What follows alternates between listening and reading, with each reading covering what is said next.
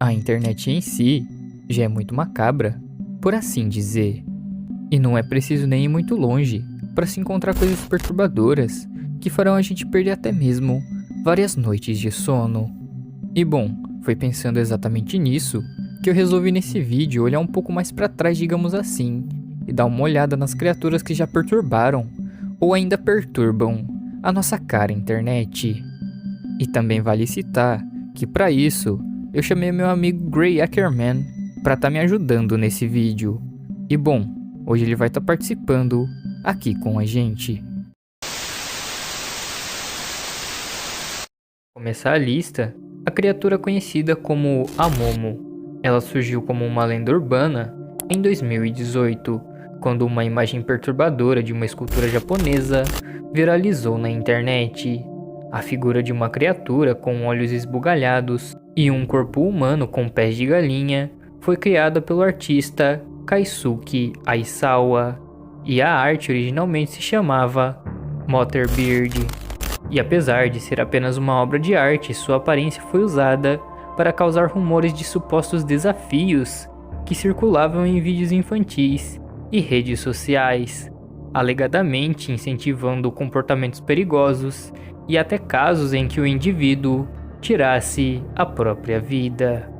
E o chamado desafio da Momo ganhou força principalmente no WhatsApp, onde usuários relatavam que um número desconhecido enviava mensagens usando a imagem da escultura japonesa e desafiava as pessoas a realizar tarefas assustadoras, as ameaçando caso se recusassem. Porém, mesmo que o rumor tenha se generalizado, não houve comprovações de vítimas reais diretamente ligadas ao desafio da Momo. E especialistas do caso sugerem que tudo não passou de um fenômeno de pânico moral, amplificado por boatos falsos impostos nas redes sociais. E após toda a repercussão do caso, o próprio artista afirmou que a escultura teve de ser destruída, e ele citou que a Momo está morta, destacando que suas intenções nunca foi causar medo ao público, até porque que o foco do artista com a arte era o expressionismo e não uma arte de terror, digamos assim. E sério galera, se a gente parasse para analisar cada obra japonesa, muita coisa acabaria virando polêmica, até porque o Japão é um dos países mais bizarros se a gente olhar nesse lado mais sobrenatural.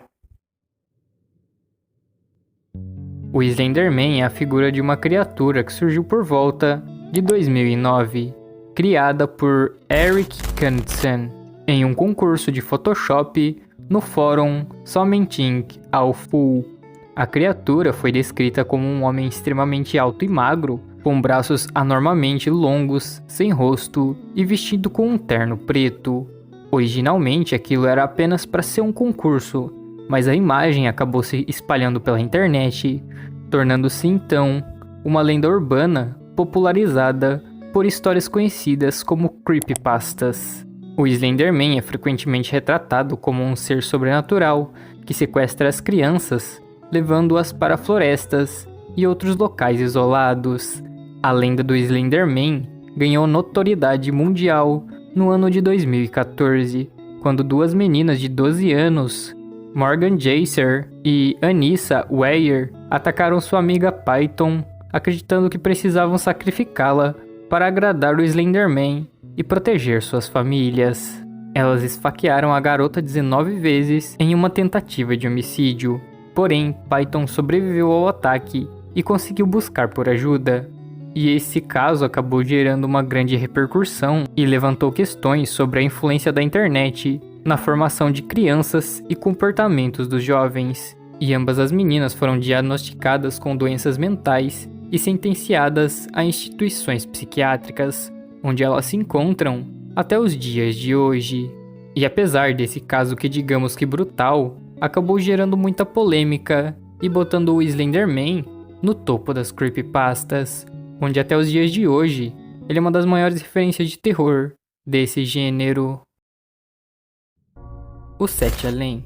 O Sete Além é uma lenda urbana brasileira, sim, ela é brasileira, que fala sobre uma dimensão paralela sombria, muito parecida com o nosso mundo, mas com algumas distorções, digamos que bizarras, e um clima constante de ameaça. E essa história ganhou fama após o relato publicado pelo escritor Luciano Melisse, que contou ter sido transportado acidentalmente para essa realidade em 1994, ao pegar um ônibus em São Paulo.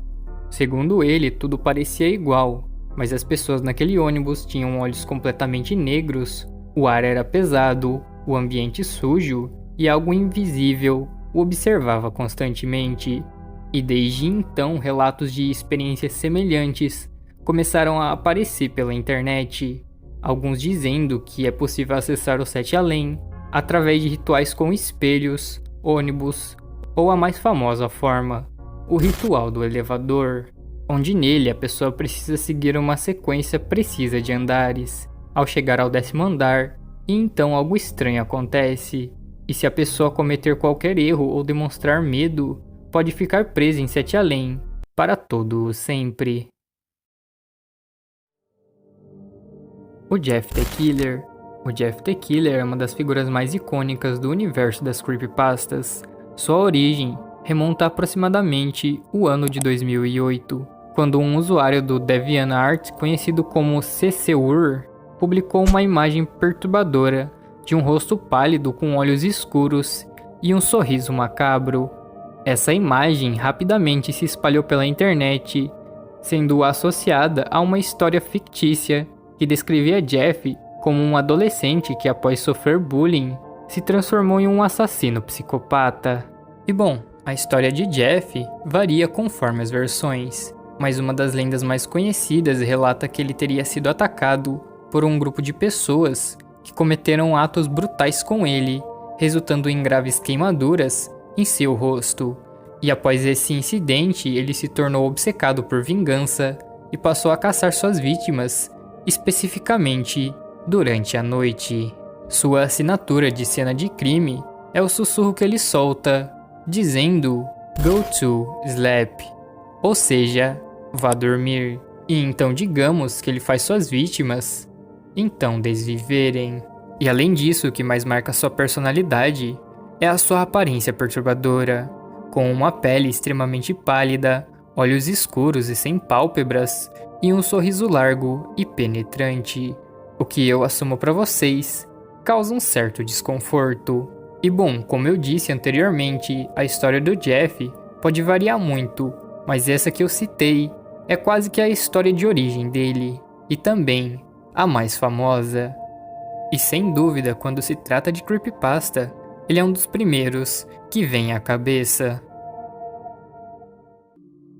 Há muito tempo, em algum fórum bem obscuro da internet, surgiu uma imagem que supostamente ninguém deveria ver, mas que todo mundo viu. Era uma foto de um cachorro com um sorriso humanoide extremamente perturbador, conhecida como, entre aspas, smile.jpg. E aqueles que visualizavam a foto eram supostamente assombrados por pesadelos extremamente vívidos e convulsões, sendo atormentados por uma presença maligna que sussurrava: "Espalhe a palavra". E, de acordo com a creepypasta, a única forma de escapar era enviar a imagem para outra pessoa. Assim, então, espalhando a maldição. Uma parada bem o chamado Ouringo. E esta história ganhou uma certa visibilidade quando um escritor amador encontrou uma mulher chamada Elizabeth Mary, uma mulher que havia sido vítima da imagem desde 1992. Ela revelou que, após ver a foto, começou a sofrer com pesadelos incessantes e convulsões. E, desesperada, ela enviou a imagem para o escritor, acreditando que isso a libertaria. Porém, no entanto, digamos que Mary, um tempo depois, teve que conhecer Deus por conta própria. E o tal escritor se viu preso à mesma maldição que Mary, sendo forçado a espalhar a imagem para manter a sua sanidade. E bem, a lenda do Smile Dog se espalhou rapidamente pela internet, sendo compartilhada em fóruns e redes sociais. A imagem, muitas vezes, é associada a um cão de raça husky siberiano, com um enorme sorriso humano que se tornou uma das maiores creepypastas de todas. E bom, se você está assistindo isto neste exato momento, eu lamento, mas tome cuidado se notar alguma reação incomum. Os doppelgangers são criaturas chamadas de duplos ou sósias não biológicos de uma pessoa viva. E eles frequentemente são retratados como fenômenos sobrenaturais ou paranormais. A palavra doppelganger vem do alemão, que significa duplo ambulante, e foi usada pela primeira vez em 1796 pelo romancista Jean Paul em seu livro intitulado como E nesta obra, o protagonista é convencido por si só a forjar a própria morte para se livrar de um casamento infeliz. Desde então, o conceito de doppelganger tem sido explorado em diversas culturas e tradições, principalmente aqui na internet. Nas mitologias nórdicas e germânicas, ver o próprio doppelganger era considerado um mau presságio, significando que a sua morte estava próxima. Existem também alguns relatos históricos que também mencionam encontros com sósias misteriosos, como, por exemplo, o poeta francês Guy de Maupassant, que afirmou ter sido perseguido por seu gêmeo maligno, que teria entrado em seu quarto e começado a ditar tudo o que ele escrevia.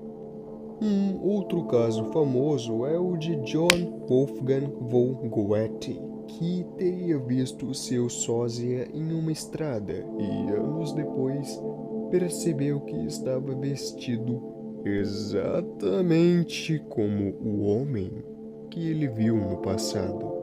E, bom, se você aí usa a internet há um bom tempo, já deve estar bastante ciente daquelas trends do TikTok em que um suposto ser ou sósia aparece.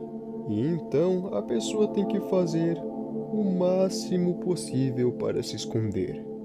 Ou senão, bom, somente vamos dizer que você irá desviver. O Projeto Abigail. Nos anos de 1940, em meio à Segunda Guerra Mundial, o governo dos Estados Unidos iniciou uma série de experimentos secretos na Área 51, buscando criar o tal soldado perfeito. E entre os projetos mais obscuros estavam o Projeto Abigail, que foi supostamente liderado pelo cientista Albert Weston. Obcecado por aprimorar um corpo humano, Weston decidiu usar sua própria filha Abigail como cobaia, e ela foi então sequestrada e submetida a uma série de procedimentos, tais esses como injeções de substâncias químicas, hormônios, genes de animais e até mesmo sessões de tortura. E isso tudo no objetivo de transformar Abigail em uma espécie de super-humano. E bom, com o tempo os resultados do experimento começaram a se manifestar, porém digamos que de uma forma meio que grotesca. Abigail perdeu sua identidade humana, adquirindo características monstruosas, como uma força descomunal, garras afiadas, pele escamosa e olhos vermelhos.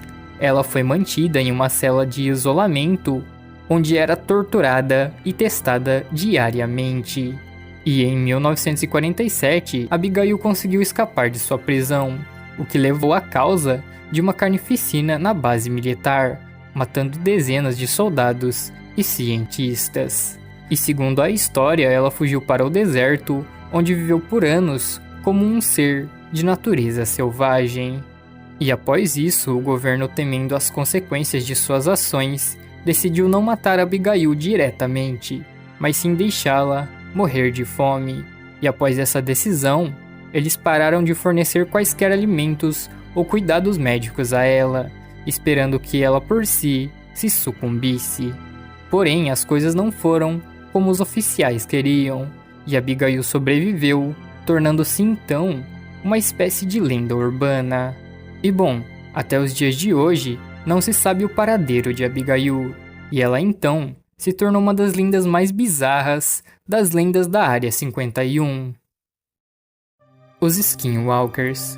Na cultura dos Navajos, os Skinwalkers são conhecidos como Ie-Naaldlosh, que significa literalmente aquele que anda sobre 4 patas.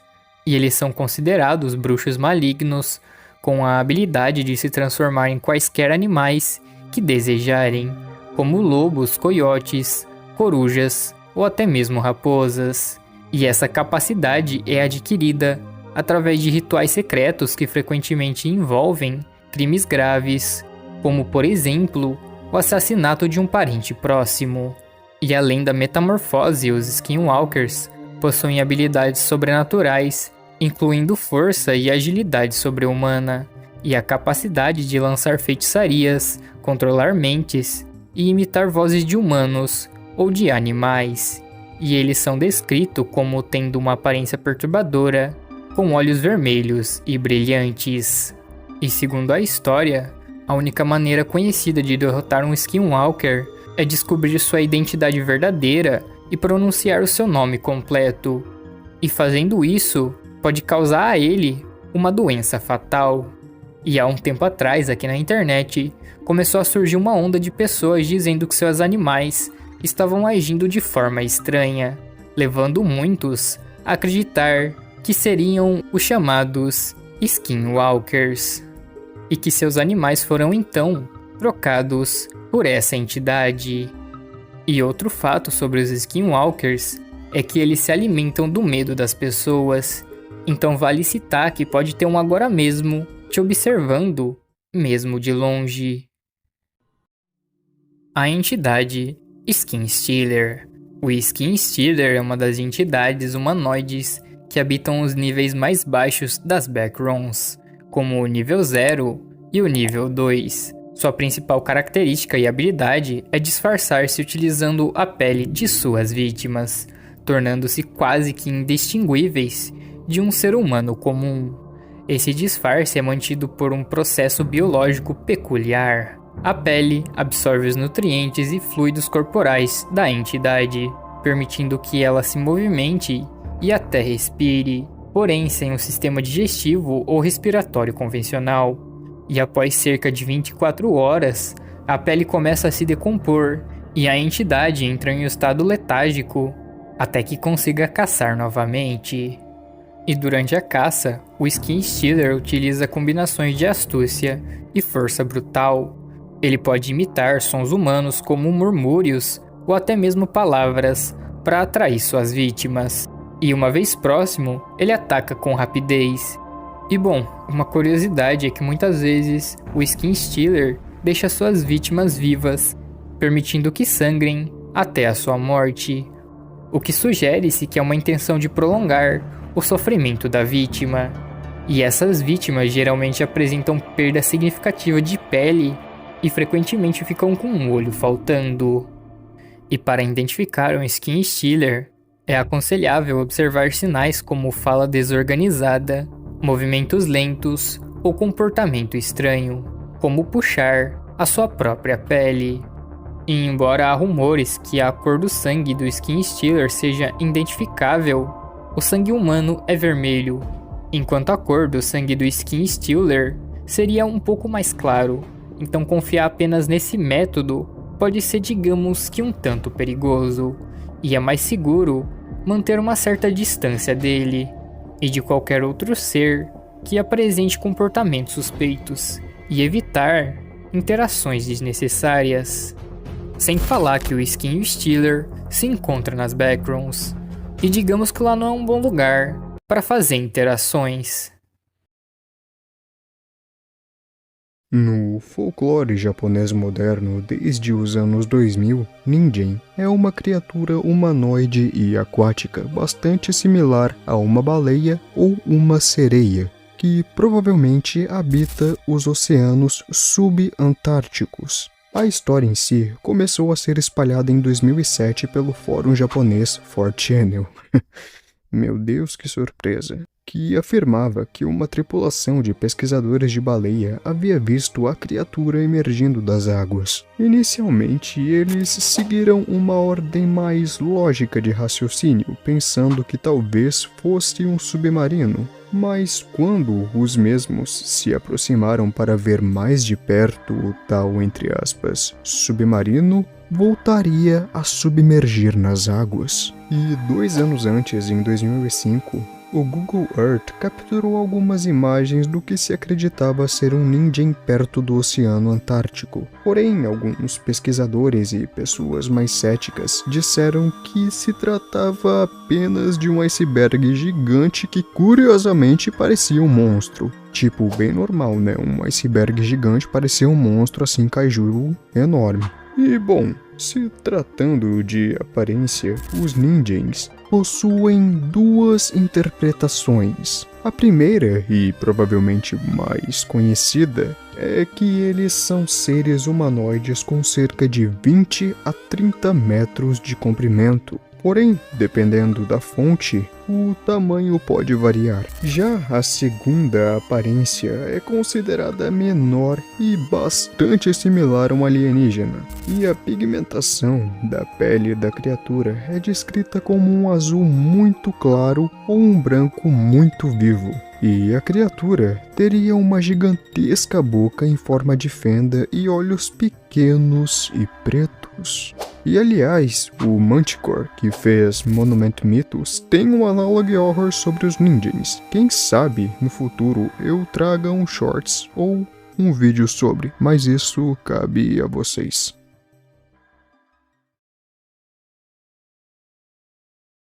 Bake Kujira ou Hone Kujira, dependendo da fonte em que você lê, em resumo é um esqueleto animado de uma baleia, que ficam flutuando próximo às praias japonesas, subindo à superfície para tomar ar, como faziam em vida. E bem, quando estes fantasmas estão próximos, você poderá sentir um cheiro muito forte de podre, juntamente com uma grande revoada de pássaros e peixes estranhos. E estas criaturas, criptídeos, fantasmas, somente aparecem em dias chuvosos. E a maneira na qual esses criptídeos supostamente nascem é bastante triste, eu diria, dado ao fato de que baleias são seres extremamente pacíficos. Pois muito bem, antigamente no Japão era bastante comum a caça de baleias, porque sua carne e óleo eram muito valorizados. No entanto, acreditava-se lá também que quando você via uma baleia, você era abençoado com a abundância e riqueza. E bem, como tudo que é bom tem o seu paralelo ruim, quando estes grandes cetáceos eram mortos, eles voltariam como uma Bake Kujira, buscando vingança contra quem havia as matado. E tal vingança era realizada por meio de uma maldição, que trazia exatamente o oposto da bênção, trazendo fome, pestes e doenças. E bem, sobre relatos reais, um conto sobre uma tripulação da província de Shimane que caçava uma baleia em uma noite chuvosa, conta que os marinheiros, assim que viram a baleia, imediatamente começariam a atacar o animal. Porém, não importava o quanto eles atacavam, nenhuma arma atingia a baleia. E quando o navio teve a oportunidade de aproximar, eles notaram que não se tratava de uma baleia branca, e sim de um gigante espectro com um interior esquelético. E adivinhem só, ao voltar para o seu vilarejo, todos eles ficaram extremamente doentes e logo partiram para o além.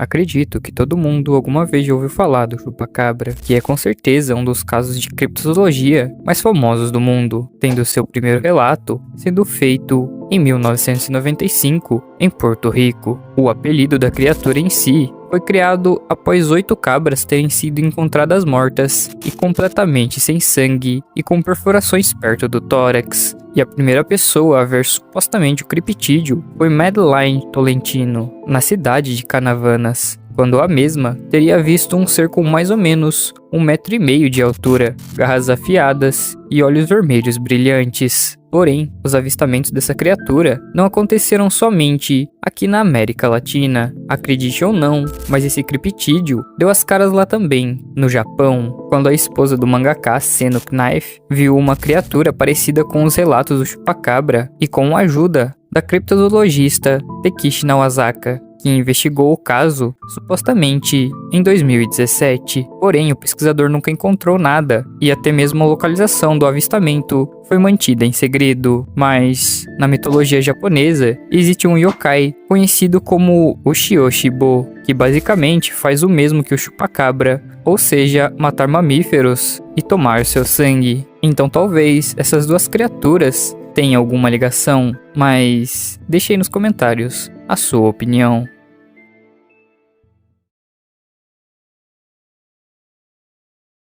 Esse aqui é um caso de criptídeo e yokai ao mesmo tempo. Gacha Dokoro são descritos como grandes esqueletos humanoides. Suas origens se resumem a guerras, onde os soldados que morriam de fome após o período de decomposição teriam seus esqueletos unidos em um grande monstro que, por não ter tido sua fome saciada em vida, começariam a devorar incessantemente animais e humanos. E por serem tão grandes e fortes e até mesmo velozes, seria quase impossível escapar de um.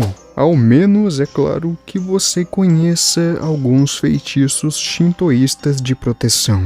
O registro mais antigo conhecido data de mais de 1 milênio atrás, onde a filha de um samurai conhecido como Taira no Masakado, que na época planejava um ataque a Kyoto, havia sido assassinado e com isso seu plano de ataque teria sido mal sucedido. E a sua filha, uma poderosíssima feiticeira conhecida como Takayasha Hime, em um surto de fúria, invocou um gigantesco esqueleto feito dos soldados mortos nos campos de batalha, que supostamente teria atacado Kyoto. Porém, agora eu pergunto a vocês consideram Gacha Dokoro um yokai ou um criptídeo ou os dois juntos? Deixe sua resposta aí nos comentários, pois, como sempre, elas são extremamente relevantes para mim.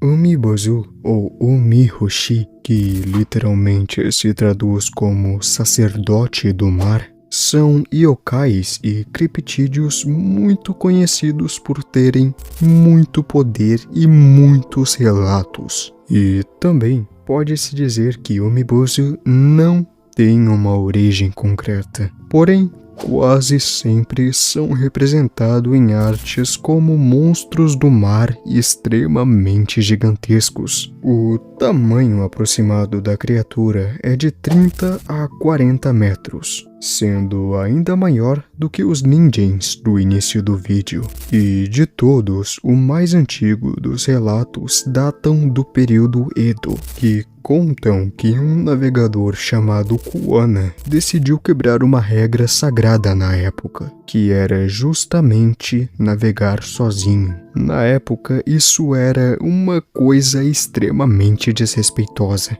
tanto que você até mesmo poderia ser desvivido caso quebrasse ela. O navegador era conhecido por ser rebelde e por este motivo, durante a noite, o mesmo pegou seu barco e adentrou o oceano. E, certo de suas ações, o mesmo continuou navegando. Porém, do absolutamente nada, o oceano começaria a ficar extremamente nervoso e do fundo das águas uma figura gigantesca, escura e distorcida emergiu e com uma voz extremamente grave perguntou se Kuana achava que ele era assustador. O marinheiro, por medo e respeito, disse que não e Umibozu o deixou passar, mas constantemente seguia o marinheiro, só para sadicamente no final da navegação a criatura destruir o barco.